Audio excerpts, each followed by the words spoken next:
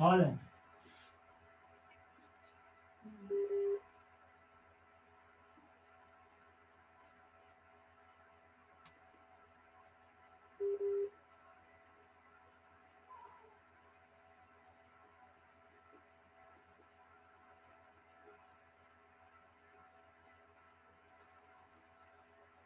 जी हाँ जी, अब आप इम्पोर्ट होगा। जवेरिया नहीं है जी। आप जवेरिया नहीं है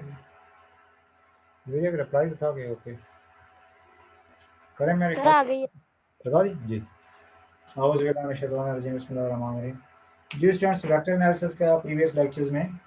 हमने जैसे लाइन इंटीग्रल के 20 क्वेश्चन तक चले डिस्कस कर लिए, कि बीच में चले गए सिमिलर हैं उनको ज़रा दोबारा डिस्कस कर लेते हैं। जो थोड़े मैं समझता हूँ कि वो नेसेसरी हैं, आपको फिर मुश्किल ना हो। 16 क्वेश्चन करते हैं, ठीक है ना। 17 की मैं सिर्फ बता दूंगा, आपको इंशाल्लाह पता चल जाएगा।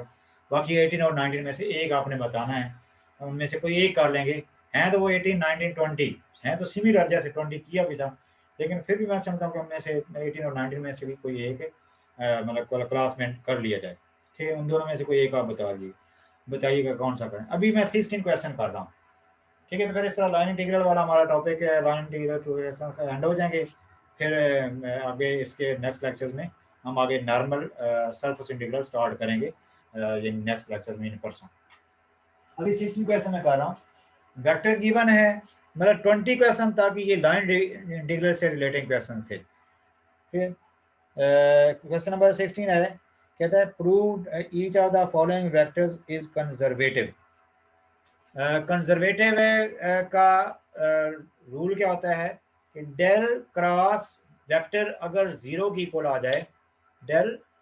क्रॉस एनी वेक्टर जीरो की इक्वल आ जाए, वो वाला वेक्टर क्या होता है, कंजर्वेटिव होता है। उसने लिखा हुआ कि ये दो पार्ट है उसके, ये दोनों जो वेक्टर सर जी जी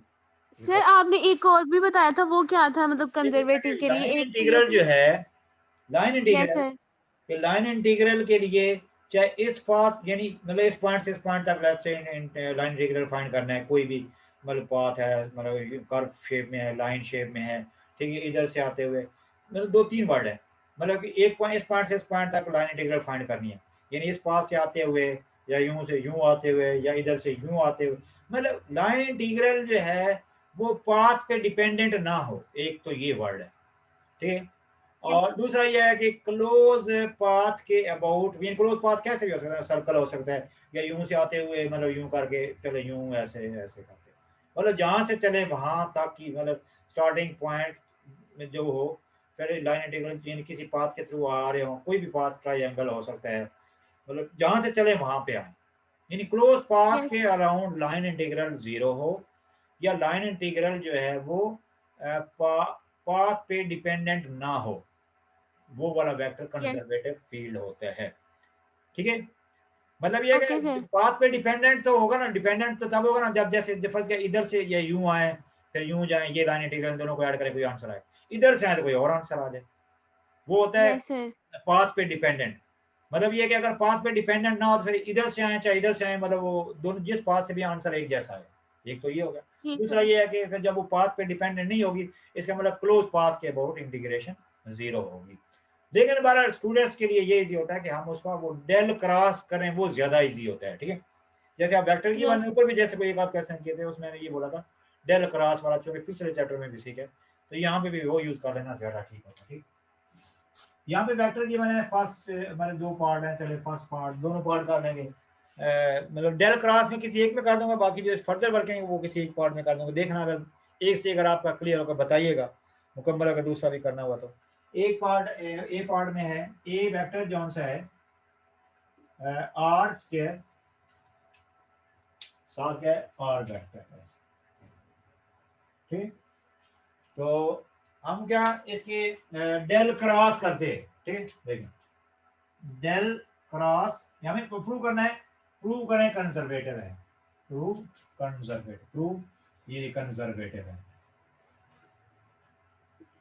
उसके बाद उसने फाइंड भी कहा हुआ है, फाइंड अ स्केलर फंक्शन, ठीक है, इन ईच केस, यानी वो स्केलर फंक्शन फाइंड, जिसके देखें डेल क्रॉस ए चेक करते हैं, डेल क्रॉस ए ठीक। अब डेल क्रॉस ए, ये हम करेंगे, कैसे करते हैं, ये अगर जीरो के इक्वल आ जाए ना, ये वाला अगर जीरो के इक्वल आ जाए तो हम कहते हैं कि ये कंजर्वेटिव है। इसके लिए क्या करेंगे, ऊपर लिखेंगे आई जे के, ठीक। अब क्रॉस, ये डेल क्रॉस का रूल का तो पता है ना, एक्स के रिस्पेक्ट से पार्शियल डेरिवेशन, वाई के रिस्पेक्ट से पार्शियल डेरिवेशन, जेड के रिस्पेक्ट से पार्शियल डेरिवेशन, और साथ यहाँ पे जरा देखिए, ये अब आर स्क्वायर है ना, देखना आर स्क्वायर में देखें x square plus y square, जरा नीचे करके लिख देता हूँ, ठीक है। देखें ये आर स्क्वायर आएगा x square plus y square plus z square, ठीक। और साथ एक किस्म का पूरा आर वेक्टर है, वो जो आर स्क्वायर है ना वो तीनों के साथ आएगा, वो तीनों के साथ आएगा, ठीक है। आई जे मतलब आई वाला यहाँ पे लिखना है, जे वाला यहाँ पे, के वाला यहाँ पे, बात आ रही, मतलब आई देखा ना, ये तो तीनों के साथ आएगा, एक्स के प्लस वाई के प्लस जेड के, और वो x i plus y j plus z, वो एक्स वाला यहाँ पे आएगा, इस तरह यहाँ पे आएगा x square plus y square, x square plus y square plus z square, साथ क्या आएगा वाई, और ये इधर इस तरह आएगा एक्स स्क्वायर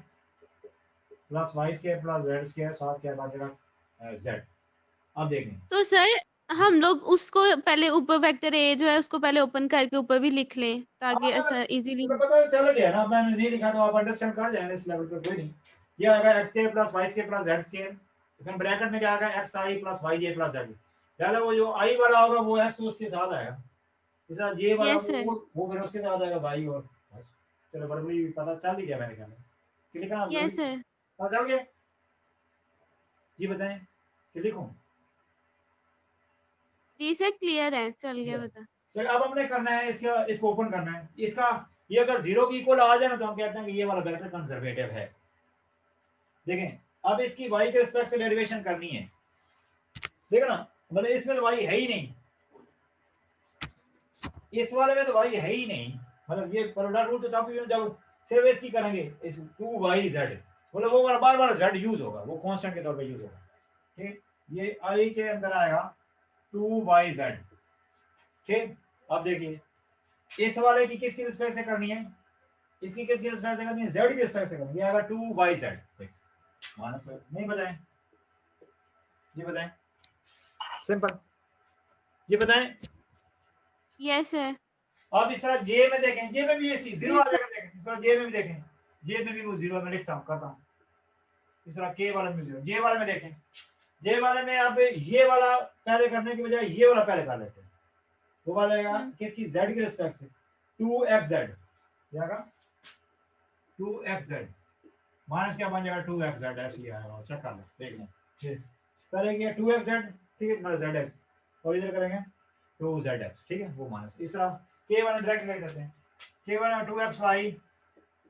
माइनस 2xy, तो ये देखें जीरो आ गया, ये क्या चीज है, जीरो आई है, डेल क्रॉस एनी वेक्टर अगर उसके इक्वल आ जाए, जीरो के इक्वल आ जाए, देन हम कहते हैं हमारे पास क्या आया, डेल क्रॉस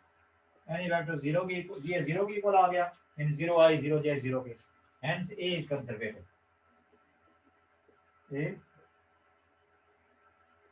ये बताएं क्लियर होगी बात, यानी किसी वेक्टर का डेल क्रॉस अगर जीरो की इक्वल हम कहते हैं वो वाला कंजर्वेटिव वेक्टर है। अब हमें वो फाइंड करना है, वो वाला स्केलर, जिसके लिए देखें, वो स्केलर फाइंड करने के लिए आपको कहा था कि एक इंटीग्रेशन वाला, चूंकि आर वाला है ना तो आर वाले सेंस में कर लेते हैं वो जरा, वो भी अदरवाइज तो वो इंटीग्रेशन एक्स के रिस्पेक्ट से वाई के रिस्पेक्ट से, लेकिन आर के सेंस में एक जरा और शॉर्ट रूल देखें, वही लो। अब हमें फाइंड करना है, फाइंड स्केलर पोटेंशियल, वो क्या उधर नहीं लिखा, यहाँ पे लिख देते हैं, होता है ना ए इज इक्वल टू, ठीक है, ऐसे डेल फाई, ठीक है, ये बेसिकली फाई फाइंड करना है, ये वाला फाई फाइंड करना है, ठीक है, del phi is equal to, इसमें जैसे वो कंपेयर करके किया था इस तरह भी ठीक है, क्योंकि वेक्टर जो कि आर की वेक्टर जोन से है वो आर में है ना, तो अब आर के सेंस में ये, अब चूंकि ये एक फार्मूला होता है इसमें, अब इस तरह से करेंगे तो डेल फाई मतलब आई के साथ फाई की एक्स के रिस्पेक्ट डेरिवेशन, फाई की वाई के रिस्पेक्ट इज इक्वल टू, फिर वो आर की इक्वल लेना था, यानी वो फिर आई वाले कंपेयर जे वाले, एक तो ये वाला मैथड, चूंकि जरा वो आर में गिवन है ना, इस वजह से मैं जैसे बोला 16 क्वेश्चन को जरा तुमको थोड़ा सा डिफरेंट मेथड से भी किया जा सकता है, इसलिए मैं ये करा रहा हूँ। वी नो फाइंड बेसिकली ये फाइव फाइंड करना है, स्केलर पोटेंशियल सच दैट ये, ठीक, जिसके लिए ये फार्मूला होता है फाई की आर की रिस्पेक्ट डेरिवेशन, ये हमने सीखा हुआ है अगर आपको याद हो, उस फाई की क्या होता है del phi dot d r, ये चैप्टर 4 में सीखा हुआ है। फाई की आर के रिस्पेक्ट से अगर डेरिवेशन करनी है तो वो इसके इक्वल होता है del phi dot are cap, ये रूल होता है, मतलब उसकी फाई की डेल का के साथ आर कैप, ये रूल है, अब याद रखना, ठीक है। अब यहाँ पे देखें डेल फाई जोन से है हमें क्या जोन सा ये किसकी इक्वल है, ए की इक्वल है, ठीक है ना, ये basically yes sir. Del phi इसकी इक्वल है, बेसिकली फाइंड हमें फाई फाइंड करना, ये यानी यूं कहेंगे अगर कोई मतलब ये जो सा ए वेक्टर होता है वो जो कंजर्वेटिव है उसके लिए रूल होता है del phi is equal to A, basically हमें फाइंड करना है स्केलर, ऐसा स्केलर फाइंड करना है जो इस कंडीशन को सेटिस्फाई करे, बाकी वो कंजर्वेटिव तो है ही है, तो उसने कहा ना फाइंड सच स्केलर फॉर, तो ये स्केलर फाइंड करना है फाई, उसको नाम दिया। बाकी में पता है चूंकि जो सा वो वेक्टर है वो आर की फॉर्म में गिवन है, आर वेरिएबल में है, ठीक ठीक आर में, तो इस वजह से हम ये वाला रूल की हेल्प लेते हैं। अब यहाँ पे डेल फाई की जगह हम लिखेंगे ए, क्योंकि ये इसकी इक्वल होता है ना, del phi is equal to A, find हमें वो फाई फाइंड करना है, is equal to A dot are cap,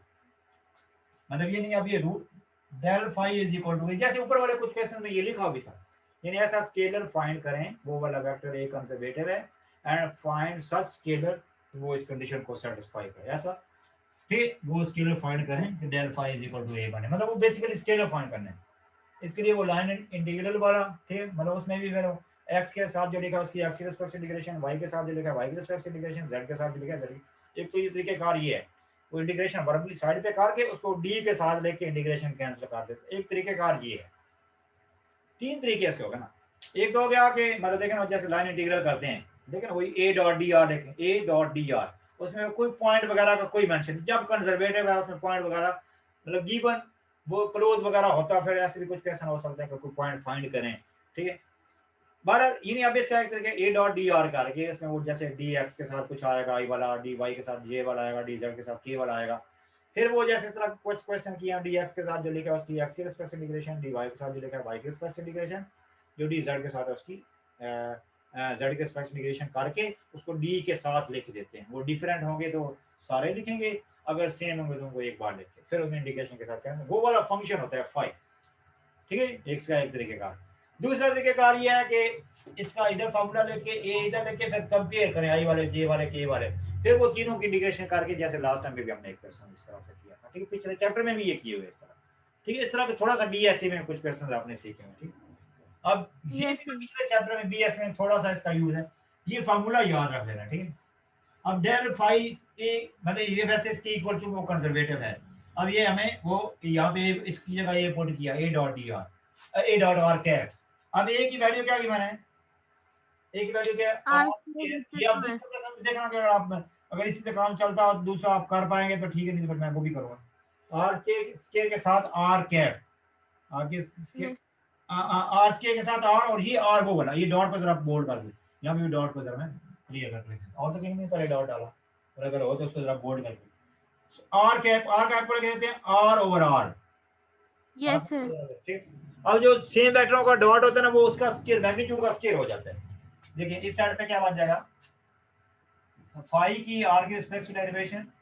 ठीक, इज इक्वल टू मतलब ऑर्डिनरी डेरिवेशन पार्शियली नहीं, इस बुक में कोई एक दो जगह पे उसने पार्शियली डाली वो उसने गलत डाली, आर की सिंपल डेरिवेशन, और साथ ही साइड पे बन जाएगा आर स्केयर, और वो भी आर स्केयर, मतलब वो जो आर नीचे क्या आर है ये बन जाएगा आर क्यूब, चेक कर, वो तो डॉट हो गया यस सर। हो गया, अब वो डॉट वगैरह खत्म हो गया, आर की पावर 4 आर की पावर 3 रहेगी। अब ये क्या है फाई की आर की रिस्पेक्ट डेरिवेशन है, मतलब आर का फंक्शन है, आर की रिस्पेक्ट डेरिवेशन हो तो इंटीग्रेशन करेंगे तो देखें ये इंटीग्रेशन हो जाएगा, ये मतलब आर वाले क्वेश्चन को आप इस तरह हम डील कर सकते हैं, लेकिन जो जैसे पीछे कुछ क्वेश्चन थे ना उसको मतलब उसमें फिर वो वाला मेथड अडॉप्ट करना है या फिर इंटीग्रेशन वाला, फिर उसमें तो मजबूर, इसमें भी फिर मतलब इसको उस मेथड करने में कर सकते थे कैसे के साथ वो इस तरह लिख के जैसे वहां पे लिखा था एक्स के प्लस वाई के, मतलब एक्स वगैरह में कन्वर्ट करके। लेकिन इसके लिए हमारे पास ऑप्शन थी, क्योंकि ये आर में मतलब लिखा हुआ भी था, वो तो चले उस मतलब एक्स वगैरह में जाने के लिए, ठीक है। लेकिन जो कुछ क्वेश्चन वैसे लिखे हुए जैसे एक्स वगैरह कुछ ऐसे, फॉर एग्जाम्पल ऐसे मिसाल पे तरह कोई ऐसा मटेरियल हो तो उसमें आर बनता ही ना हो, फिर तो मजबूरन वो वाला मेथड ऊपर वाला वो कंपेयर करके आई वाला जी वाला के वाला तीनों की अलग अलग इंटीग्रेशन करके फिर उसमें से वो f x f y z, फिर क्या क्या जी एक्स जेड, फिर नीचे वाला क्या है वो कौन सा एच एक्स वाई, इस तरह वो एक तो तरीकेकार ये हो गया, ठीक है। डिटेल में हमने डीपली सीखा था, ठीक है। और फिर दूसरा क्या है कि वो इस तरह डी के एक्स के साथ आई वाला, डी वाई के साथ जे वाला, डी जेड के साथ के वाला, तो इंटीग्रेशन का साइन डाल के साथ अब इंटीग्रेशन के लिए मतलब पॉइंट वगैरह की जरूरत भी नहीं पड़ती वो फाइव फाइंड करने में, वो सारे को डी फाइव में लिख सकता है। डी फाइव मतलब वो डी के साथ जो सा वो फाइव होगा बेसिकली, वो तीनों की अलग अलग इंटीग्रेशन रफली करके ना उनकी इंटीग्रेशन को मर्ज कर देना है, जो डिफरेंट होंगे उनको भी लिख देना, जो सेम उनको एक बार लिख देना, यानी एक तरीके कार ये होता है, ठीक है। यानी इस आर वाले में फिर हम ये कर सकते हैं, क्योंकि आर वाले के लिए एक इस तरह हमारे पास एक शॉर्ट फार्मूला होता है, इसलिए मैंने सोचा कि ये क्वेश्चन जरा क्योंकि डिफरेंट मेथड से भी किया जा सकते हैं, इसलिए मैंने सोचा कि ये किया जी। तो आपने किया हुआ उस चैप्टर 4 में भी किया, बीएससी में थोड़े बहुत क्वेश्चन करते हैं जी, क्लियर हुआ क्लियर। अब देखें इंटीग्रेशन होगी तो ये आराम से फाइंड होगा, ये बन जाएगा आर की पावर 4 और 4, आर की पावर 4 और 4 प्लस सी। ये बताएं क्लियर हो गया जी, ये बताएं जवेरिया, आज ये बताएं, ये बताएं जी सर। आज सेकंड क्वेश्चन करने की इसका पार्ट जरूरत है या नहीं है वो आप बताएं। पता नहीं रिकॉर्डिंग लगाई कि नहीं लगाई, इसका वो टाइम पे आजकल नहीं शो हो रहा होता, जी मैंने सेटिंग पता नहीं आपके साथ शेयर की नहीं की, तब वो जैसे मैंने इसी भूल जाता हूँ। वो वाला स्टार्टिंग से बता दें, बाकी हम कर लेंगे। हाँ जवेरिया आपने ना मुझे याद दिलाना है, जैसे खाने वगैरह के बाद मुझे, मैं कल भी शायद परसों में बोला था या जैसे भी कि मैंने वो इसकी सेटिंग वो टाइम मीटर चल रहा होता है ना, वो आप सामने शो हो रहा होता है, वो आप इसकी यस सेटिंग सर, मुझे याद दिलाना आपने 10 10 10 सर ठीक। ठीक है। सर स्टार्टिंग से कीजिएगा, वो सफेद सेकंड पार्ट नहीं का है। अब कितना टाइम क्या हुआ है, जैसे चूंकि अब इधर शो नहीं हो रहा टाइम, मतलब वो जल्दी अब ये जैसे इसका सेकंड पार्ट ठीक है, सेकंड पार्ट में लिखा है ना आर ओवर आर क्यूब, देखें लिखा है आर ओवर आर क्यूब, जो सा खाली जो सा लिखा होगा ना आर क्यूब, अब इसका मतलब आर क्यूब का मतलब वो आर स्क्वायर प्लस ये करना पड़ेगा, शुरू से करना पड़ेगा, आगे तो आपने यू करना है, आगे वाले यानी सेकंड पार्ट इसका जो होता है ना उसमें आपने यू करना है आर ओवर आर क्यूब, यहाँ पे लिखेंगे आर ओवर आर क्यूब, वो आर वेक्टर है, ठीक, वो आर डॉट आर हो गया, आर स्क्वायर होगा, नीचे क्यूब, आगे इसी तरह से कर वो आप कर लेंगे, सिंपल है, ठीक करूं यस सर। ठीक है ना। सर स्टार्टिंग से कीजिएगा, एक मिनट। ये वाला तो इजी हो गया ना आर ओवर आर क्यूब, मतलब ये कौन सा ए डॉट आर लिखे ना, ए डॉट आर कैप, ये तो इजी कर लेंगे, वो डी फाइव वगैरह वो वाला काम इजी हो गया, वो स्टार्टिंग में आपको बता दो, चले मुकम्मल देखते हैं अगर आप, वो आगे वाला तो बस छोटा सा ना, मतलब कुछ भी नहीं, फैक्टर क्या किया मैंने आर क्यूब है, उसको हम लोग कैसे लिखेंगे डेट में, वो स्टार्टिंग से बता दें। क्या बुरिया क्या कह रहे हैं, देखें ए इज इक्वल टू क्या G R over R cube, R over R cube prove करें कंजर्वेटिव है, ठीक, और फिर फाइंड क्या करने हैं, और फिर क्या फाइंड करने हैं हमें फाइव, क्या फाइंड करना है, स्केलर फंक्शन फाइव से, क्या फाइंड करना है, वो स्केलर फाइव फाइंड फंक्शन करना है, स्केलर फाइंड करना है such that A is equal to del phi, यानी ये एक तो क्वेश्चन है, एक हमें ये प्रूव करना है ये कंजर्वेटिव है, दूसरा फाइंड है साथ वर्ड्स में लिखा हुआ है, वर्ड्स में लिखा हुआ है find a scalar function for each part, ठीक है, मतलब जिसमें ये condition satisfy is equal to del phi, ठीक है, मतलब वो फाइव फाइंड करना, जिसके लिए करनी यही है ये, बाकी यहाँ पे देखना आर क्यूब आवा, अब आर क्यूब से मतलब क्या एक्स स्क्वायर प्लस वाई बोलता ना आर का स्क्वायर, बेसिकली आर स्क्वायर के लिए वो फार्मूला है, अब आर स्क्वायर आर का अपना पूरा फार्मूला होता है x square plus y square plus z square का रूट, पहले इसके ऊपर फिर 3/2 पावर आएगी, जो खाली आर यस होता है सर। ना वो x square plus y square plus, यानी यहाँ पे मैं लिखता हूँ तो आपको शायद याद आ जाएगा, ये तो आर स्क्वायर था ना, खाली आर लिखना हो तो वो ये आ जाएगा, ये आ जाएगा, ये बताएं यस सर। क्लियर है बात, और यहाँ पे इस तरह यहाँ पे भी ये आएगा।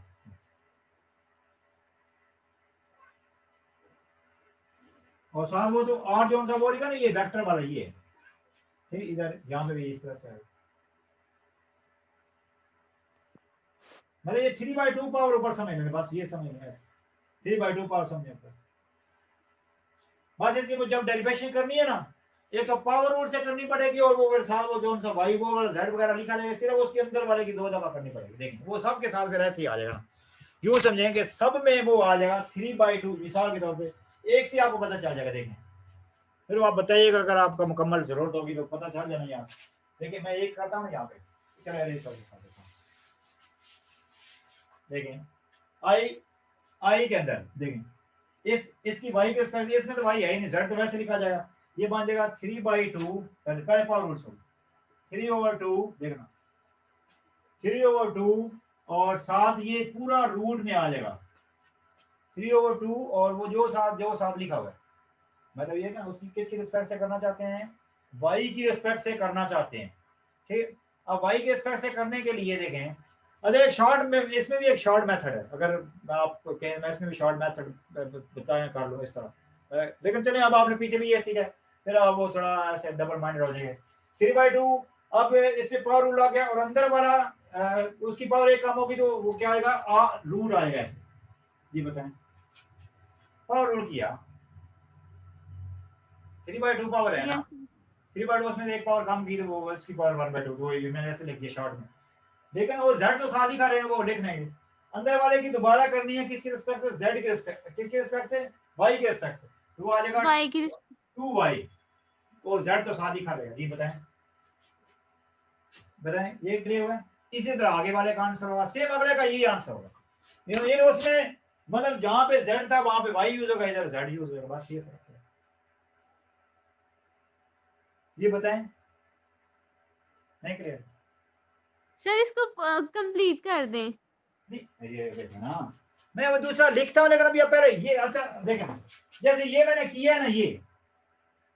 अब इसकी जब कर ली है ना, सिर्फ सेम वही होगा, देखें वही होगा, ये आ जाएगा -3/2 रूट के अंदर वो आ जाएगा, ठीक है, और इसके साथ क्या बन जाएगा, फिर क्या बन जाएगा 2ZY, बस ये फर्क पड़ जाएगा, वो 2ZY देखें इसकी जेड की रिस्पेक्ट में 2ZY लिखा रहेगा, बस यस सर। अंदर वाले बस आंसर वो 0 ही आएगा। देखें बताएं बाकियों का काम चल जाएगा इस तरह या करने की जरूरत है या क्लियर हो गया, बता दें ये वो बताएंगे आप, ये बताएं। नहीं सब काम चल रहा है। अच्छा इसको एक शॉर्ट मेथड से भी मैं जैसे पहले अब बोला कि चूंकि थोड़ा उसमें लंबी डेरिवेशन वगैरह है, थोड़ी कोई नहीं, मतलब इसका आपके लिए कोई कॉम्प्लिकेटेड तो नहीं होती, लेकिन फिर थोड़ा सा इसका शॉर्ट भी है, डेरिवेशन भी यहाँ पे शॉर्ट मेथड है, वो वाला आप भी अगर आप बताएं तो साथ डिस्कस कर लें, या इस तरह से अब लग रही है कि अब आगे वाले सिमिलरली आपने लिख रहे हैं, जैसे देखना उसका 0 आ गया ना, कट गया, इसका भी 0 आएगा, इसका के वाले का भी 0 आएगा, काम तो वही है ना। बताएं जी, बताएं जी, बिल्कुल जी बताएं सर तो जी, एक लिखूं जैसे जे वाला मैं लिखता हूँ चलो जे वाला लेकिन जे वाले में देखे आते हैं वहां पे मैं, लेकिन मैं इसका अल्टरनेट भी बताता हूँ। ये जे वाला लिखा है ना, अब जे वाले में देखिए, जे वाले में पहले यूं आते हैं, पहले वही आना, ये चीज तो आनी आनी, देख ये चीज तो आनी आनी 3/2 ये अब सबके साथ आनी, यूं करके उसका रूट ऐसे लिखा जाएगा। अब इसके साथ क्या आ जाएगा, वो अब इधर ऐसे करके वो अब इसके साथ क्या आना है, किसकी रिस्पेक्ट से, इसकी z की रिस्पेक्ट से आएगा 2zx, बस यस सर। आगे पता क्या आ जाएगा, जहां पे zx आया ना और इधर क्या आएगा 2xz, बस एक्स आ जाएगी। मुकम्मल कर दिया। और अब क्या रहा, क्या क्या बताएं जी, बिल्कुल बताएं जी, बताएं हो गया, तो के वाला भी लिख रही मुकम्मल तो हो गया। मुकम्मल मैंने कर दिया, अब नीचे वाला भी लिख लें, लिख देता हूँ, आप देखा आप देखा याद रखेंगे, ये देखें, ये देखें, ये इधर आना है 3/2, आप तो देखें बगैर भी लिख सकते हैं, ये यस आएगा, सर। और यहाँ पे के है ना तो इसमें आएगा 2xy एक्स आएगा, वाई। y एक्स ऐसे कर, यस। और यहाँ पे क्या बन जाएगा इससे, ये 3/2, ठीक है। चलो उधर क्या एक्स के रिस्पेक्ट से करके हो गया, अब इधर वाई के रिस्पेक्ट से करनी है 2y तो माइनस हो गया 0 हो गया। जी बताएं, क्लियर हो गया? Yes sir. ये 0 की इक्वल है, मतलब ये देखें एस जो सा हमारा डेल क्रॉस ए जो है वो 0 के इक्वल आ गया, प्रूव हो गया ए इज कंजर्वेटिव। मतलब जिस वेक्टर का डेल क्रॉस 0 है वो वाला वेक्टर कंजर्वेटिव होता है। ठीक है, तो ये जरा आर्ट साइंस में गिवन था, मैं बोल रहा था कि वो आर्ट साइंस में भी हम कर सकते हैं उसकी डेरिवेशन। लेकिन चले अभी अब आपका ये भी कोई ये तो नहीं कि आपकी डेरिवेशन कॉम्प्लिकेटेड है। डेरिवेशन इक्वेशन के तो आप मतलब जो होते हैं बीएससी के स्टूडेंट होते हैं, एक्सपर्ट होते हैं, 100 के वर्ष के भी कर सकते हैं जी। अब हमें वो दूसरे वाला तो है ही नहीं कुछ, देखिए आगे तो कुछ है ही नहीं, क्वेश्चन में मुकम्मल कर दिया। अब उसने कहा था find a scalar function for each part, ठीक है, कि वो फाइंड स्केलर पोटेंशियल, उसका मतलब ये होता है a is equal to del phi, ठीक है, मतलब ये वाला बेसिकली वो स्केलर पोटेंशियल फाइंड करने को कहता है ये, ठीक है, स्केलर फंक्शन, स्केलर पोटेंशियल मतलब उसने पोटेंशियल का वर्ड भी साफ लिखा हुआ, मतलब बेसिकली ये फंक्शन फाइंड करना। अब जस्ट इसके चूंकि वो r की टर्म्स में गिवन है ना फंक्शन वेक्टर, r वेक्टर की टर्म्स में, मतलब r टर्म मतलब वेक्टर r में लिखा हुआ है ना, इस वजह से उसके लिए इस फार्मूले की हेल्प लेते हैं बस। लेकिन अब a हमारा क्या है, देखिए अब क्वेश्चन आगे तो कुछ भी नहीं, ये आगे क्या था r ओवर r क्यूब, बाकी ये फार्मूले इधर वो r स्क्वायर बन जाएगा नीचे वाली पावर 4, ठीक है ना, ये r स्क्वायर बन गया नीचे वाली पावर 4, r की पावर -2 आ गया, क्वेश्चन हो गया r की पावर -2, बस इसकी इंटीग्रेशन कर देंगे। आगे तो फिर कुछ था ही नहीं ना, सब तो वही काम था। चलें क्वेश्चन मुकम्मल हो गया, r की पावर -2 की इंटीग्रेशन हो गया, कर लिया मैंने। कर लिया ना, वेरी गुड। यही वो बताया r स्क्वायर बन गया, लेकिन ऊपर क्या r स्क्वायर नीचे r की पावर 4 है, r की पावर -2, तो आगे फिर कर लिया था कुछ नहीं, बस क्या आएगा r क्या मान जाएगा -1 ओवर ऐसे ही -1 ओवर r प्लस सी, ठीक है जी। अभी फिर मीटिंग एंड करके, क्योंकि जैसे ज्यादा लंबी को अगर कहीं उधर सेंड करना इधर सेंड करना, तो इतने ही हुए होंगे 30 मिनट 25 मिनट हुआ, मीटिंग को मैं एंड करके आप सर स्क्रीनशॉट लेना है शुरू से, और ले, हाँ सारे क्वेश्चन का लेना है। सारे से शुरू से देख, वो पहले वाले का लिया था आपने, वैसे भी 27 मिनट्स हुए हैं। लेकिन अभी मीटिंग एंड कर देते हैं, फिर वो जैसे वो उसको कट करना ये वो काम होता है। एक सर नेक्स्ट कर दे आगे। एक्सप्लेन कर देना है, वो मैं रिकॉर्डिंग के अलावा ही एक्सप्लेन कर दूंगा ऐसे ही, रिकॉर्डिंग लगाने से पहले, ठीक है। बाकी फिर सर ये आगे कर दे। 18 और 19 में से एक क्वेश्चन कर लेंगे, उसमें मैं पहले भी कर चुका हूँ एक्सप्लेन कितनी जगह, लेकिन अभी बताएं ये कर लिया, ले लिया स्क्रीनशॉट, अब बताएं। सर नहीं अभी नहीं किया आपने, आगे नहीं किया जी इससे आगे करें। जी बताएं।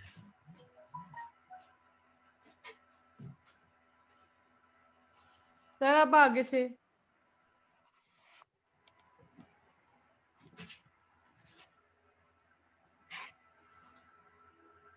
ये इधर से कोई रहता है इधर से, जी बताएं। जी सर ले लिया सर। गुड, चल यानी इसका पिछला पार्ट भी वही, लेकिन उसका जरा और वो सिंपल जरा और मतलब उसकी डेरिवेशन वगैरह जरा सिंपल टाइप थी, इसमें थोड़ा सा टाइम लगने वाला था, इतना तो कुछ नहीं। चलें नेक्स्ट क्वेश्चन का जस्ट मैं बता देता हूँ इसी में, मतलब का क्वेश्चन नंबर 17 में उसमें गिवन है कि प्रूव करें कि ये जोन सा है इज एग्जैक्ट डिफरेंशियल फंक्शन, ठीक है। तो आपके पास जो लिखा है ना dx के साथ कुछ ऐसे लिखा हुआ है, ठीक है, dx के साथ कुछ लिखा हुआ है, फिर आगे dy के साथ मतलब कुछ टर्म वो x वगैरह y की वगैरह की टर्म्स लिखी हुई हैं, इस तरह dz के साथ, ठीक है। आपने क्या करना है, इस सारे को पैक करके डी फाई की फॉर्म में लिखा जाए तो ये होता है एग्जैक्ट डिफरेंशियल, ठीक। मतलब इसको हम, लेकिन उससे पहले जो प्रूव करना है वो तो हम लिखेंगे ना, डी सारे को पैक करके डी फाई में करने के लिए, जैसे 2-3 दफा हम डिस्कस कर चुके हैं, dx के साथ जो लिखा है उसकी x के रिस्पेक्ट इंटीग्रेशन, dy के साथ जो लिखा है उसकी y के रिस्पेक्ट इंटीग्रेशन, dz के साथ लिखा है z के रिस्पेक्ट इंटीग्रेशन करके उसको d के साथ मतलब वो लिख देते हैं, फिर इंटीग्रेशन के लिए के साथ का साइन डाल वो कैंसिल हो गया, वो वाला फाई फंक्शन होता है बेसिकली। लेकिन वो एग्जैक्ट डिफरेंशियल प्रूव करना है, फिर बाकी उसने कहा कि फाइंड अ स्केलर वो, ठीक है, फाइंड अ वो स्केलर फंक्शन, ठीक है, कि जिसके लिए ये एग्जैक्ट डिफरेंशियल, जिसका ये एग्जैक्ट डिफरेंशियल बने,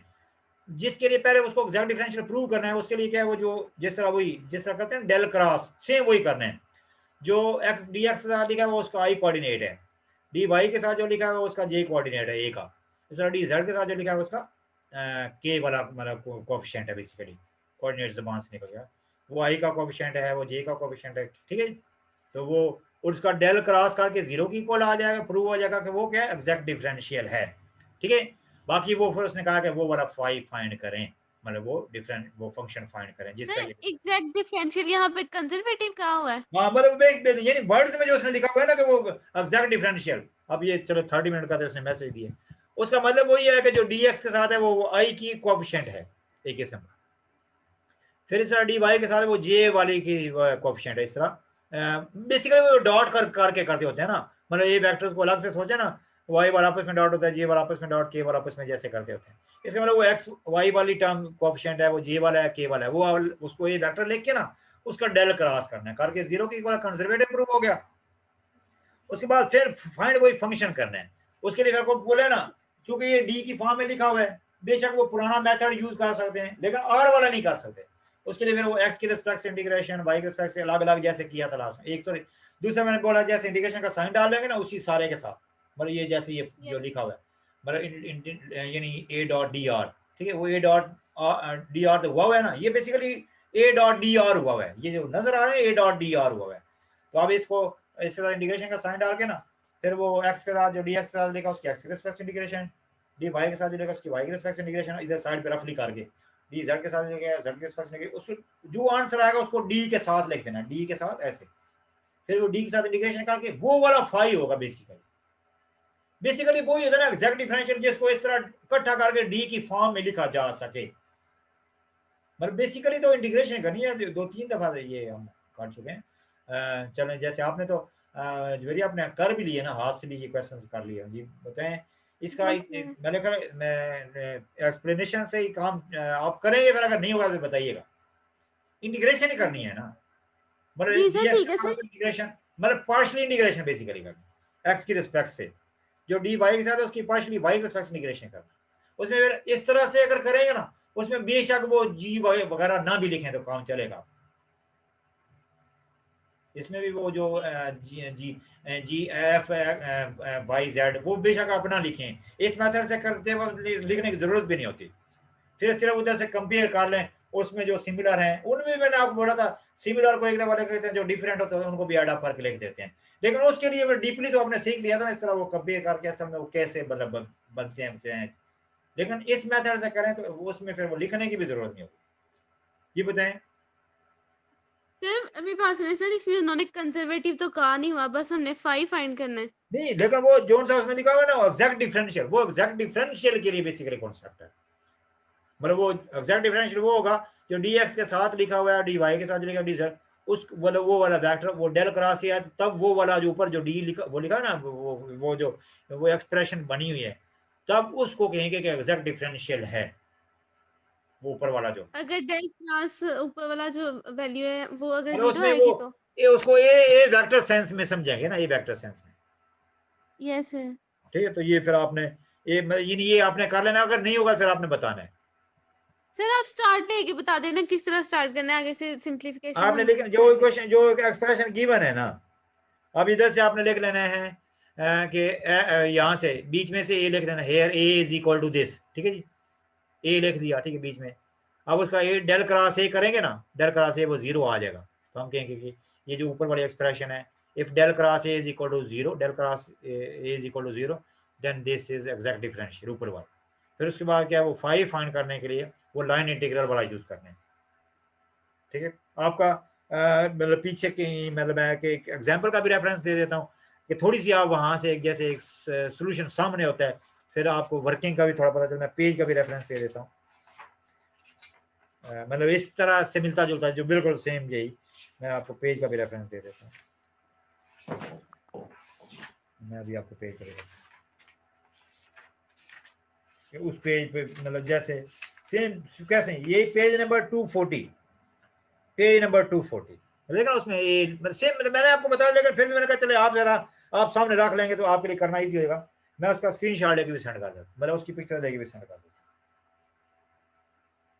ठीक है। मतलब जैसे एक जो इसको प्रॉपर करने का प्रोसीजर मैंने एक्सप्लेन तो किया है, लेकिन फिर भी मैं जरा उसकी पिक्चर लेके भी सेंड कर देता हूँ, फिर सामने होगा तो आपके लिए और इजी होगा कि वर्किंग मेथड भी जैसे मैंने आपको एक्सप्लेन कर दिया है, लेकिन फिर भी ओके। ठीक है, मैंने पेज भी सेंड कर दिया, वो पेज नंबर 240 सेम उस तरह, लेकिन उधर से उसके डी एक्स के साथ कुछ और होगा, डी वाई के साथ कुछ और होगा, डी जेड। वर्किंग यही कि वो उधर से ए बना के उसका डेल क्रॉस ए करेंगे 0 आएगा, फिर उसको पैक वगैरह करने के उसने वो जो नीचे वाला नीचे उसने एक वर्किंग नीचे जिस तरीके से उसने किया होगा वो थोड़ा आपको मुश्किल लगेगा। आपको जो मैंने बताया कि वो आप इंटीग्रेशन करके उसको डी की फॉर्म, उसने वो जो डी की फॉर्म में पैक किया होगा वो आपको थोड़ा आपको सोचना कॉम्प्लिकेटेड होगा। ठीक, मतलब इन दो टर्म्स को इकट्ठा करके डी में ऐसे लिख सकते हैं, फिर इन दो टर्म्स को इकट्ठा करके डी में ऐसे लिख सकते हैं, वो आपके लिए थोड़ा मुश्किल होगा। ठीक, आपको जो मैंने बताया कि उसमें भी बेशक है, उस क्वेश्चन में भी जैसे वहां पे उसमें भी आपको जो मैंने आपको प्रोसीजर बताया, डी एक्स के साथ जो लिखा हुआ है उसकी एक्स के respect integration partially, d y के साथ जो लिखा है उसकी वाई के रिस्पेक्ट से पार्शियल इंटीग्रेशन, और डी जेड के साथ वो करके तो वो जो डी में पैक हो जाता है। ठीक है, ये आप इस क्वेश्चन में आपने ये करना है, और उस जो सा मैंने आपको पेज सेंड किया उसमें भी आप देखेंगे तो आपका इस तरह से हो जाएगा। ठीक है, कोई मीटिंग एंड कर जी, मीटिंग एंड कर रहा हूँ, फिर एक क्वेश्चन इसका और करना है।